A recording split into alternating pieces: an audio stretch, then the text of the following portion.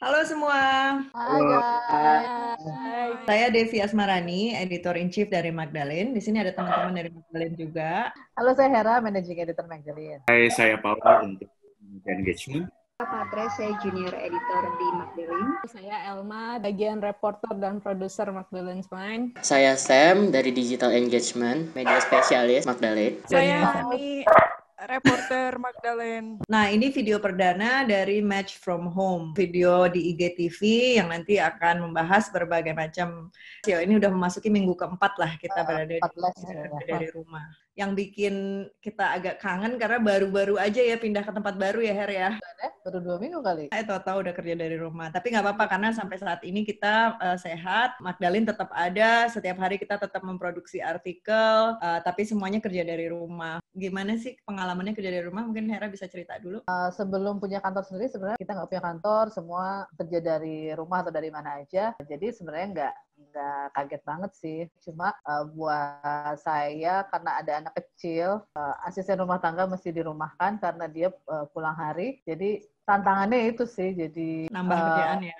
Nambah kerjaan. Jadi tadi ada meme-nya. Jadi kerjanya 10 menit terus ngapain, terus ntar ngedit, terus nyuci piring, apa gitu. Bersyukur masih bisa kerja dari rumah, nggak mesti ngantor ya. Patres gimana pengalamannya nih Patres? Coba jelaskan kenapa pakai kacamata hitam. Kalau aku sih di rumah nggak ada asisten rumah tangga, jadi semuanya kerjain berdua sama suami. Terus lagi anaknya ada umur baby berapa juga. Patres? Anaknya umur 7 bulan. Jadi 2 minggu lalu sempat sakit tuh, dia tuh batuk-batuk terus demam dan segala macam. Itu aja udah capek sambil update kerjaan kayak gimana gitu. Dianya kelar sakit, sayanya yang sakit radang gitu, tapi udah sembuh. Giliran radangnya udah sembuh, ternyata sakit matanya. Jadi ke klinik mata dan ternyata keratokonjungtivitis, pokoknya itulah peradangan di daerah konjungtiva sama dekat kornea gitu. Jadi matanya merah banget, udah dari hari Kamis lalu dan belum sembuh. Tapi tetap masih bisa diusahain sambil kerja, sambil pegang anak juga kalau sore. Sebisanya aja sih, kita semua nggak maksain ya, mesti kita produktif. Iya. Ini ngomongin soal slow down nih juga nih, di sini ada Elma ya. Elma bisa diceritain nggak apa ada perubahan kan dari Magdalene's Mind? Selama ini Elma yang memproduseri Magdalene's Mind. Benar-benar ada perubahan yang signifikan karena dari awal tahun kita juga udah membuat rancangan apa aja yang harus kita produksi untuk 1 tahun ini buat podcast kan. Karena working from home, jadi kami nggak bisa ke studio gitu. Studionya di KBR kan untuk rekaman. PR sih buat saya sendiri karena kadang ada suara yang lebih gede, ada yang lebih kecil, ada yang jauh banget, ada yang ini. Jadi ada lah ya dengan yang di studio ya. Beda banget. Jadi sorry banget kalau misalnya kurang kualitas suaranya gitu untuk beberapa sampai kapan kan gitu. Dan tadinya kan kita udah seminggu 2 kali ya episodenya. Tiap minggu? Tiap minggu, sorry. 2 minggu sekali gitu. Balik lagi seperti tahun lalu 2 minggu sekali. Iya. Isunya juga harus disesuaikan jadinya ya. Biar lebih relevan juga untuk teman-teman di rumah gitu kan. Ada ide nanti bakal ada beberapa yang lebih hiburan kayak pop culture dan lain sebagainya, itu bakal aku juga sih. Kayaknya di masa kayak gini orang juga butuh bacaan atau konten-konten yang membantu mereka untuk relax lah ya. Di sini silakan minum.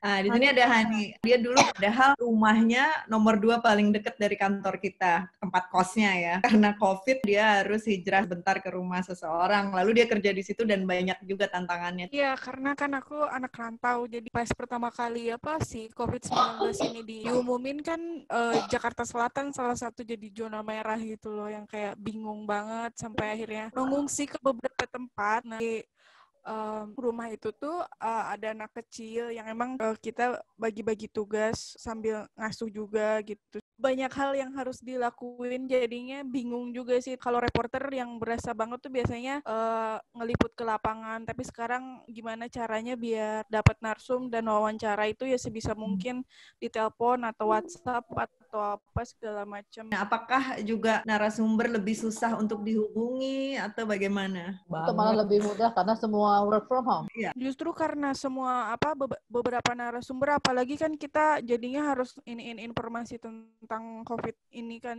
Narasumber yang harus bekerja di lapangan, sedangkan kita butuh informasi dari dia itu biasanya lebih sulit dihubungi, kayak narasumber dari Kementerian Kesehatan atau kementerian-kementerian lain di tengah pandemi ini jadinya lebih banyak di lapangan gitu. Kemarin juga Elam kan juga mencoba menghubungi perusahaan ya, itu susah banget juga ya Lam ya. Selama 2 minggu ini lagi struggling untuk ngejangkau manajemennya karena 2 perusahaan ini emang menyediakan alat masker kayak baju APD gitu. Jadi benar-benar hektik banget gitu. Sedangkan aku juga butuh omongan dia kan, kalau misalnya nggak dapet sayang banget, dikejar mulu gitu kan ke sekretarisnya. Deg-degan sih sebenarnya karena ngejar deadline juga, terus juga nggak enak juga kan karena mereka juga hektiknya minta ampun gitu. Tapi mudah-mudahan mereka ngerti ya, memang itu sih tugas dilemanya gitu. Ngejar-ngejar orang ya. Ini aku pengen ngobrol sama Sam, digital campaign spesialis kita, jadi dia yang ngurusin sosial media segala macam. Sam juga anak kosan juga, terus kamu Jadi harus pindah ya? sebenarnya di kosan sih nyaman-nyaman aja, cuman mulai kerasanya itu karena susah nyari makan. Yang tadinya banyak ya, ada beberapa warung makan mereka tutup karena mereka sepi pembeli dan ngerasa rugi, jadi mendingan mereka pulang kampung untuk selama COVID ini. Akhirnya aku ke rumah teman aja sih, karena di sini lebih bisa fleksibel untuk urusan makan dan segala macam kayak gitu. Tapi kalau di sosial media sendiri gimana Sam? Kan kita suka dikit itu. Min, ini yang corona dong, jangan yang lain-lain. Nanti aja urusan gender, feminisme nanti aja. Itu juga lumayan apa ya, kan Magdalene sendiri sepakat kayak kita nggak mau terlalu banyak cover corona juga karena udah banyak banget infonya, dan jujur traffic itu dari sosial media dari apapun sempat turun karena orang-orang tuh males buka sosial media kayaknya, tapi udah lumayan balik lagi. Terus kita ngimbangin sama yang kayak konten-konten enteng, terus kayak kemarin kita bikin trivia segala macam. Supaya teman-teman juga ada hiburan. Terus gimana supaya kan kita sempat bareng-bareng mikirin gimana supaya kita tetap nge-cover corona tapi juga dari angle-angle yang lain gitu. Nah kemarin pas kita belum nge-cover itu banyak yang komen, Min ini kan lagi corona, harusnya kan ngebahas corona gitu. Tapi pas giliran kita ngebahas corona, ada lagi yang kayak, Min kok nggak ngebahas corona? Masa corona sama film sih, kenapa nggak corona sama gender gitu? Udah ngebahas masih juga ada yang komen, Min mana coronanya? Jadi ya cukup serba salah juga sih, tapi kayak ngapain dipikirin. Iya, kita nggak bisa menyenangkan semua orang lah ya. Sekarang pengen ke Paul dulu, Community Engagement Manager. Kita kan sebenarnya udah ada beberapa rencana ya, Paul ya, antara lain mengaktifkan Magdalene Learning Club. Apa dampaknya COVID ini? Dari awal memang tahun 2020 ini kita akan banyak bergerak ke Magdalene Learning Club. Jadi banyak kelas-kelas yang kita bikin. Sebulan ada beberapa kali sampai akhir tahun. Tapi tiba-tiba ada pandemi ini dan mau nggak mau kelas-kelas pertemuan ditiadakan. Akibatnya ya untuk beberapa saat kita sempat kaget. Tapi kita lagi siapin untuk bikin kelas-kelas online, dan kabar baiknya adalah kita juga bikin kelas-kelas yang free untuk bisa dinikmati semua se-Indonesia atau bahkan sampai Oh iya Her, sebelum kita cabut sebenarnya apa sih policy kita nih tentang konten di masa ini? Ya, policy kita kan karena ada keterbatasan resource juga ada waktu dan segala macam, kita nggak bisa yang terlalu update ya, karena kan pergerakannya cepat banget gitu. Jadi kita fokus aja di angle-angle yang memang forte-nya kita di situ gitu, isu perempuan, gender gitu, karena nggak mungkin juga ngejar media lain atau ngejar isu yang segitu cepatnya bergulir gitu. Media yang wartawannya bisa puluhan gitu ya. Kita kan cuma 1, 2, 3. Beberapa butir. Cuma beberapa butir.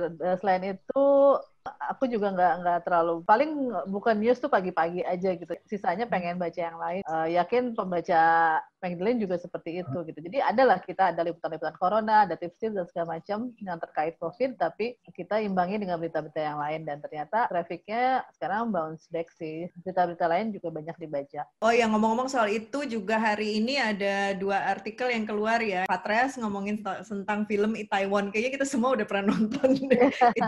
keras. Tapi dia membahas angle lain. Bagus banget angle-nya, beda dari angle kebanyakan. Sama Hani juga tentang corona, lucu banget artikelnya sampai ngakak-ngakak tadi tentang bagaimana satu rumah tangga bisa terpecah karena isu corona dan rasisme dan segala macam. Nah, tetap baca aja magdalene.co dan dengar podcastnya. Follow dan share. Sampai situ dulu teman-teman. Nanti kita ketemu lagi di match from home berikutnya. Tetap sehat terus, tetap di rumah sampai udah boleh lagi. Mungkin masih lama, tapi tetap sehat dan waras ya. Sampai jumpa. Bye-bye. Bye.